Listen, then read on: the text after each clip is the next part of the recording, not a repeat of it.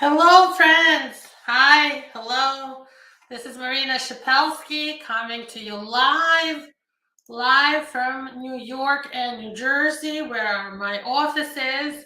And I'm just going to say hello to all my friends here. Drop in the comment where you're watching me from. It always makes me really excited. And it's really interesting to see where you guys are when you're watching my lives. And I'm able to try to, tailor news and information towards people from your regions where you're watching me from. So this is really helpful. Drop in the comments whether you're watching me on Instagram or if you're watching me on StreamYard, where I'm streaming live to Facebook and YouTube and anywhere else where you're watching me. This will be recorded and you will have it. You'll have the opportunity to see the show even later if you couldn't make it when I'm streaming live, 11 o'clock Eastern Standard Time on Wednesday, September 27th. I'm going to recap the immigration news of the last week. Actually, even 2 weeks, because I think I missed last week, or I changed the date last week. And we will discuss that, and then I will be able to answer your questions. So if you have immigration questions, post them in the comments too, other than letting me know, of course, where you're watching me from, and I will respond at the end of the show. I want to say, as I always do, that nothing said in the show is meant as legal advice. And everything I talk about is mostly for educational and entertainment purposes only. This is not to give anybody any specific legal advice. Anything specific in your case, you should talk about privately with our office and schedule a paid consultation. My phone number is on the bottom of the screen for anybody watching me on YouTube and Facebook. Good morning from Ali. Ali is watching me from Chicago, Illinois. Amazing. I'm going to log into my comments here on Instagram, so this way I can read them and answer them on my big screen. All right. Oh, I have to turn off this now. All right. So, all right. People are saying, um, people are saying good morning from different parts of the world. Um, Sue is saying she's watching me through Facebook. And she says that I'm a sweetheart. Thank you, Miss Sue. Manish says, good morning, madam. Uh, Sue is also watching me from California. That's amazing. So far, we got Illinois and California. What about my friends on Instagram? Where are you guys watching me from? Kashmir. That's amazing. Kashmir. People are saying I look gorgeous this morning. Thank you so much. I'm trying. I actually spent a few days in Miami, in Florida. We have a lot of family in Florida, and I have a small apartment there. So when we go, we stay home, like we stay in our own place, which is amazing. If you guys ever stayed at like a hotel or Airbnb, or if you're staying with family and friends, you know how hard that is. You don't have a good mattress, you don't have a good pillow, and you get old, and I'm getting old, believe me, I feel it. That's really important. Like a pillow and a good mattress are really important. So when we go down there, we spend time in our own place, and I love it. So I'm always happy to go there. We had two family parties. It was funny. It was like somebody. My husband's father, who turned 75. We had a birthday party for him, and then we had a baby shower for a little boy that my husband's cousin just had. So it was like kind of celebrating both both parts of life, the older age and the young age when the baby was just born. That was really cool. We had a great time. I love Florida. If anybody's watching me from Florida, give me a hello, give me a shout out. But of course, I had to come back to New York, get back to work. And we're back. We're back in business here. Hi from El San Ulhak. Uh, Elsan says, "How are you, ma'am?" I'm fine. Thank you for asking. Questions? Start posting your questions. I will get to them a little bit later. People are asking me, oh, Hyder1263 says, love you from Pakistan. Amazing. I am from Jammu, says Byron, says 1793 on Instagram. Really cool. All right, let's start with the news. And this week has been rich with news. Lots and lots of news. The biggest news was the announcement of expediting work permits for people who received parole when they scheduled their asylum applications through the app CBP1. So they're rewarding the people that are following the legal system for asking for asylum at the border. So anybody who's got parole because they asked for asylum officially through the CBP1 app and applied will be getting expedited work permits. Those are the people who get the C11 eligibility when they file for I-765 work permits. Also, they're going to make 5-year work permits. So they're going to expand or extend the validity of work permits for a group of legal immigrants who are mostly in different categories of like waiting for benefits. And so the 5-year work permits, let's talk about who's going to be eligible, right? The 5-year work permits will be those people admitted as already gotten refugee or asylum status, approved asylum and approved refugee. That's number one. Number two, people who have withholding of removal, people who went to court and received withholding of removal. And number three, applicants who are waiting, pending asylum, green card adjustment of status, and cancellation of removal. So those people will be able to get 5-year work permits that reflect a lot of times how long it might take to get these benefits. And also it reduces the workload for USCIS. So it's much better for them and for people who are applying. There's no need to keep like reapplying and reapplying. And then you know that it gets very hard at work for many people. So if you're waiting for asylum for like 7 years, 8 years, that's very common now. And every freaking 2 years, even 1 year before, but now every 2 years, you have to reapply for it. Then you wait for a whole year sometimes to get the new work permit. Your job might have big problems with this. Even though you get that letter that you're extended for 590 days, it's still very hard. So they're going to fix this problem going forward, and they're going to make those work permits 30 days, hopefully, and for 5 years. All right. So this is really going to help the population of immigrants who are absolutely legal here, legal, and were just waiting. They're just waiting for their benefits for years and years because of how broken the system is. So this is really good, and I want to say, good job for that for the Biden administration. I'm really happy with this, and I'm really kind of I'm really not looking forward to the next election. And I want to say that if you guys are in the United States, see if you are eligible for any kind of case and file right now. Because chances are the next president might be a Republican. It could be Ron DeSantis or even Trump.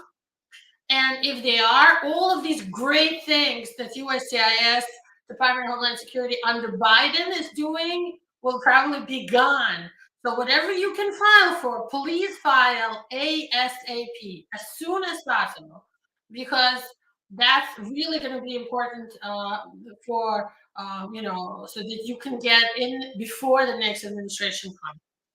Okay, so also for the new people who just came in here through the border or through the special humanitarian parole programs for Cubans, Haitians, Nicaraguans, and Venezuelan parolees, as well as TPS applicants. Believe it or not, a lot of them don't know that they are able to get the work permit. They're not applying. So they came in, whether they don't have the money, they don't have somebody telling them about this, So the Biden administration is really trying to spread this information and have as many people who are eligible to apply for work permits, get socials, be able to work legally, be able to get a driver's license, and so on. So they're sending emails and text messaging reminders to those people, and they're really trying to expedite those work permits. So this is really big news, and I'm really happy. I'm really happy to see this piece of news. This made my day, you know. So I'm happy that that came out. What else? So Venezuela has been reauthorized for TPS. So TPS extended for people from Venezuela. And if you're just joining me now, I'm immigration lawyer Marina Shepelsky. This is my weekly live immigration news show. Drop in the comments, where are you watching me from? Because that's really important for me. And I want to ask you guys a question. I want to start making things a little more interactive, right? I don't want to just be talking to myself here. Who do you think will be the next president of the United States? And who do you think that will be? Why? And what do you think they will do for immigrants? This is a really interesting topic. Let's talk about it for a few minutes before I get back to my news here. Oh, okay. Gonna give it a couple of minutes. Let's see what else is in the news here. Oh, another important piece of news. This just came out on September 25th, on Monday. USCIS announced that no more biometrics fees for Form I-539, 539, I-539, for people who are asking to expand or change their non-immigrant status in US. So those people will not have to pay for the biometrics anymore after October 1. But some people will still be paying and file before October 1. After October 1, anybody new, biometrics fees will not be accepted. They will be returned, even though the form itself will be accepted. So this is good news for people who are inside US as a student, changing their status from like a tourist to a student, from, let's say, a student to an O1 or something like that. When there's a filing fee involved, no more adding the $85 biometrics fee. All right, so let's see. What do you guys think about who the next president will be? So far, nobody is saying anything here on Facebook and Instagram. Instagram, let's see. Ali Hassan says hello on Instagram. McCrant is asking if I remember him and what do I think is good for immigrants, Republicans and Democrats. This is like an interesting question because most people will say Democrats are better for immigrants, right? And that's true to some extent, right? But statistically, President Obama and his administration, they did DACA. That was great for immigrants, right? We're still struggling with it because the way they did it was really not legal per se. They're not supposed to make laws. The government, presidential part of the government, is not supposed to make laws. The way they rated DACA was problematic. That's why the federal courts keep overturning it now. But recording the highest number of people deported under the Obama administration. So on the one hand, yes, they're good, and they always make priorities for deporting people. Like the Biden administration said, first and foremost, they're only going to deport people with crimes and stuff like that. But well, usually, like we saw, President Trump was very anti-immigrant. Republicans are all about let's not reward people for crossing the border and skipping the visa process. If you skip the visa process, we're going to give nothing to you. Basically, that's usually the Republican stand here. Um,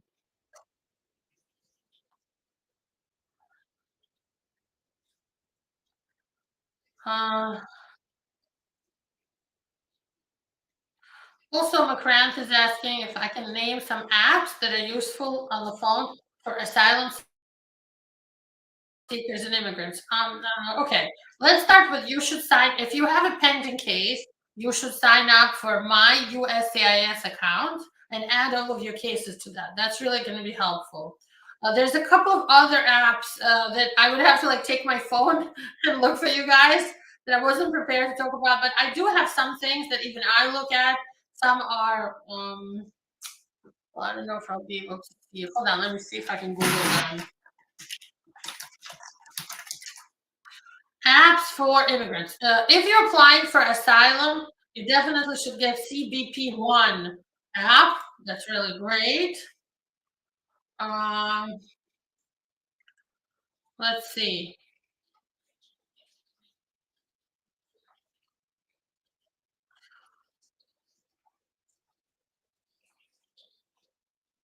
I mean, obviously Google is good. That's not really gonna help.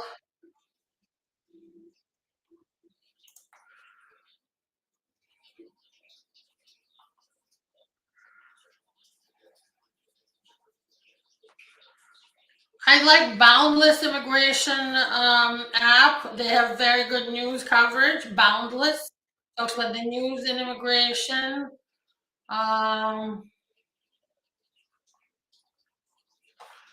I had a couple of others. I had like I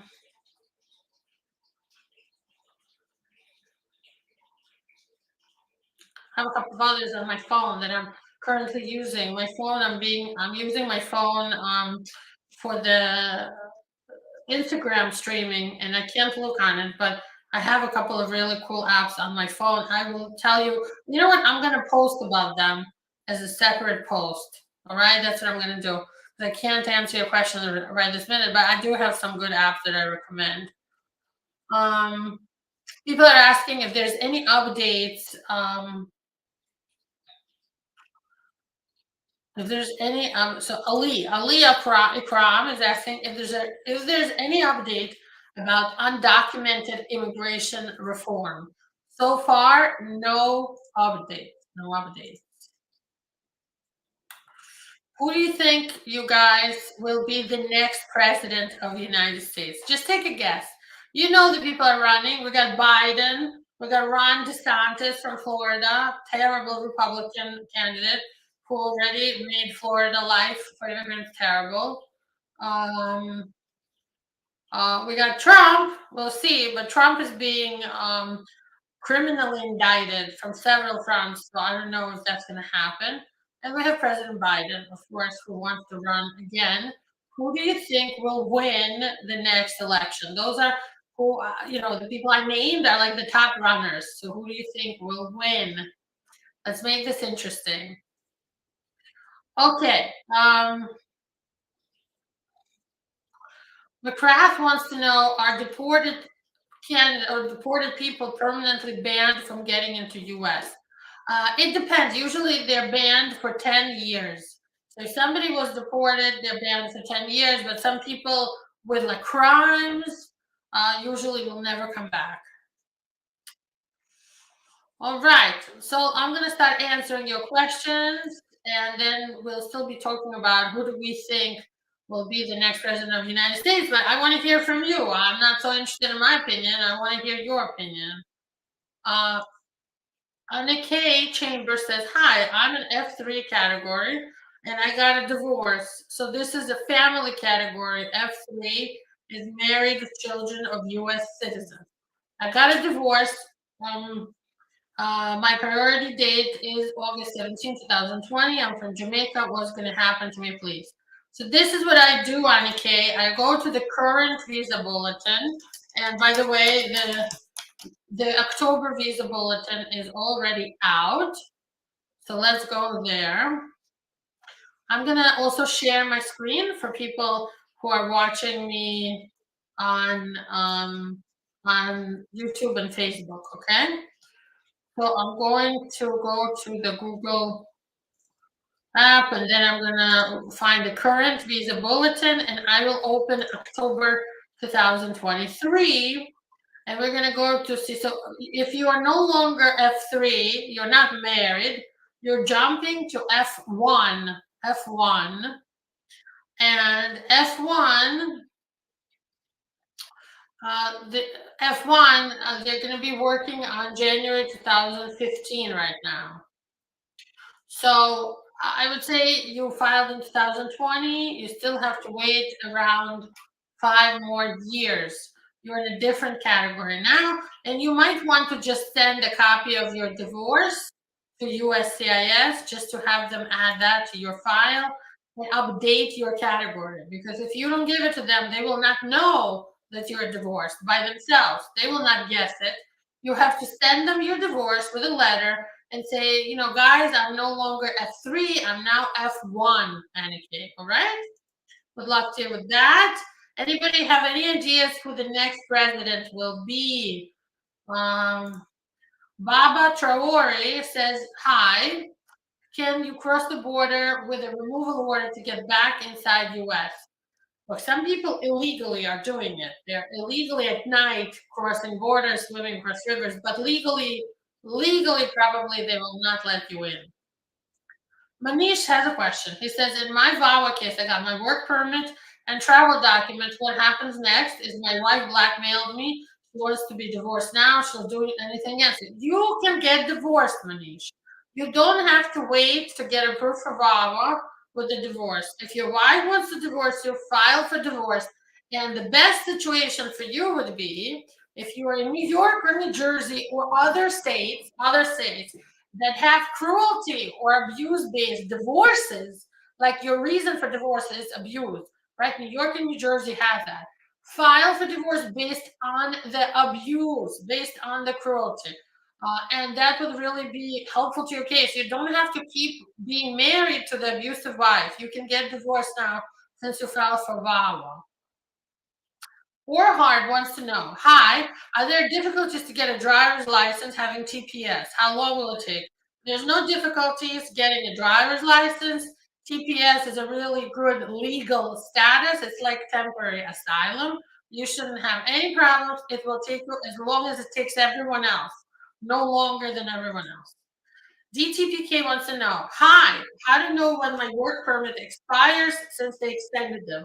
Wait for your new work permit. That's going to have an expiration date. Andrew Lopez has a question. Now, if I apply to renew my work permit, can I get for 5 years? I did have the C9 VAWA basis. Absolutely. Absolutely. So I would wait until like October 1st to apply. And if you apply, you will have the 5-year work permit.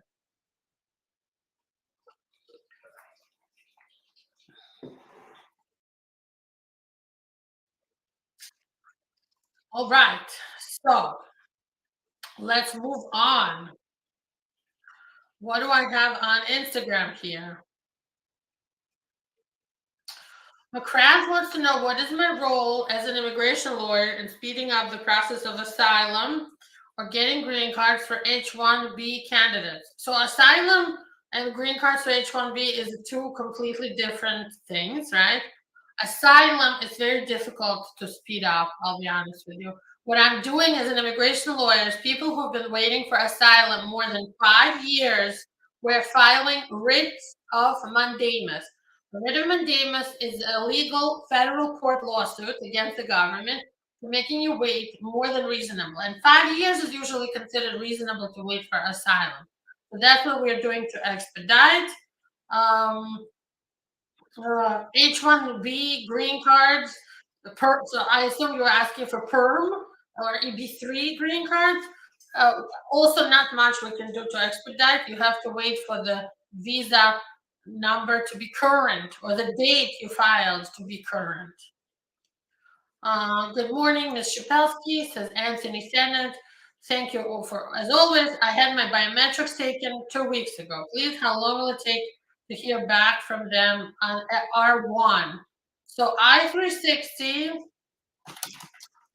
I assume that either you filed for the R1, so it sounds like you filed for a green card through the religious work position, right? So let me see. So I'm going to be looking at the I-360. That's the form that religious workers file. And I'm going to say, okay, they're processing you through California. It takes about 8.5 months. Okay. So in 8 months, hopefully, you'll have your petition approved. Sometimes it's longer if you get a request for evidence or an audit. Sometimes they're audits. They come and visit your employer from USCIS, just letting you know it might happen. So that does slow things down a little bit. But generally, 8 months for that first I-360 to be approved. Once that's approved, um, after that, you can file your green card. And that will take probably around a year as well. So altogether, until you get your green card in hand, about a year and 8, 9 months. All right.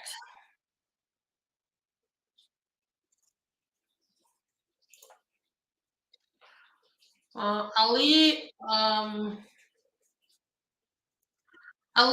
Ikram wants to know, how do I check myself if I'm in removal proceedings? What are the steps? Okay, I'm going to show you on the screen, Ali. Okay, I'm going to present my screen. So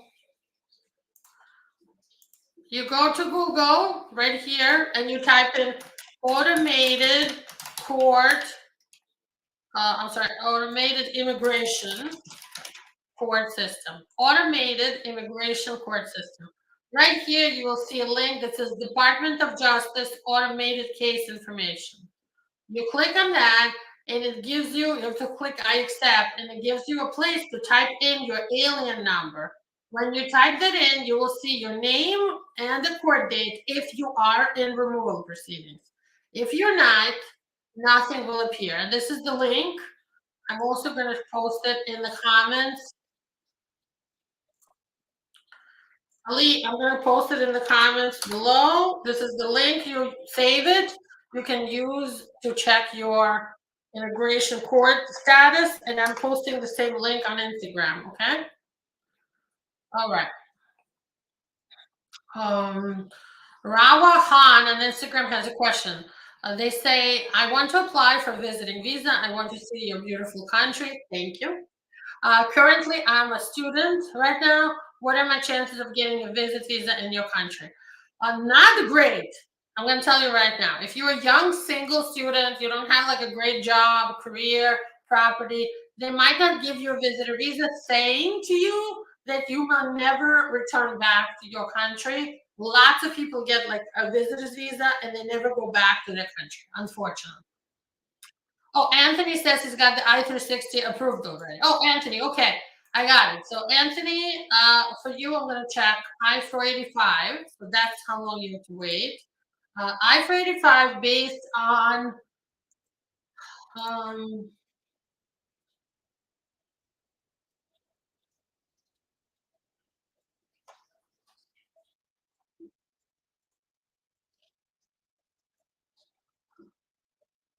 around 2 years. You might have to wait a year and a half, Anthony, right? Rawa says they're from Bangladesh. Yes, so Bangladesh student applying for a tourist visa most likely will get denied. I'm sorry. Oh, Anthony says he already had his I-360 religious worker petition approved. He's already filed for green card, advanced parole, and work permit. How long does it take? The work permit hopefully will take a few months. I don't know how many, to be honest with you. And the advanced parole, the same thing, up to a year right now. But the green card might take a year and a half or so. Okay, moving on. Oh, Rava says that they're married too. Married has a little bit of a better chance because if your spouse is not coming to US, if you're going yourself, that you have a little bit of a better chance of getting a visa. But again, hard to get, really hard right now to get a tourist visa, but it's possible. People are still getting it. Gloria Williams says hi. Hi, Gloria. Thank you for watching. Drop a comment where you're watching from. So, okay, my personal prediction for the next president of the United States, I think, sadly, it's going to be Ron DeSantis. I think Trump will get knocked out, and Republicans don't have a great candidate other than Ron DeSantis. I don't think he's a great candidate either. and something might happen to him. I don't think he's great at debates and stuff, but he's not so old, and he's already proven to the Republicans and conservatives in the country that he means business as a governor, the way he's been acting with immigrants and all the LGBT right violations that they're doing in Florida. And I think that he has a chance to become the next president of the United States, for now, at least. We'll see what else will happen, but this is my personal prediction. And remember, this is very directly related to what's going to happen with immigrants. Okay, so I have a question from Subramani Kumar. Do I do employment-based green cards? Absolutely. And we win all of our EB1s, EB2s, and EB3s. EB3 people, perm people, guys, it's going to take you a long time to get a green card, but it's doable. Like right now, it's taking 4 to 5 years to get a green card because the dates for visa numbers, priority dates, have shifted back a lot. But yes, absolutely, we do them, and we're very successful. We're very successful. All right. Uh, all right. I think at this point, I don't have any more questions. I think I'm going to end my show. Thank you, everyone, for watching. Come back next week. We will have more news for you guys. And I hope you have a wonderful week. Take care and bye bye.